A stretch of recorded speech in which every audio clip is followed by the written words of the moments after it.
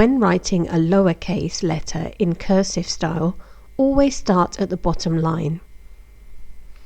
To write X, go up, then back down, lift your pencil off the paper and cross the line.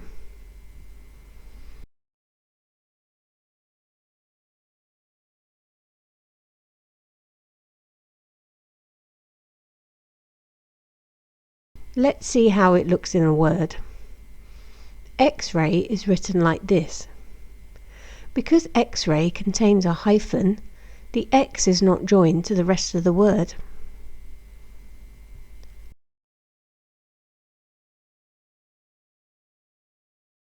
Box is written like this.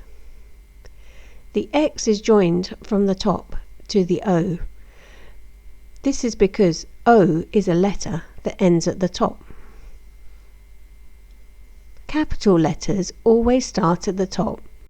To write capital X, draw a line down, then cross the line from the top.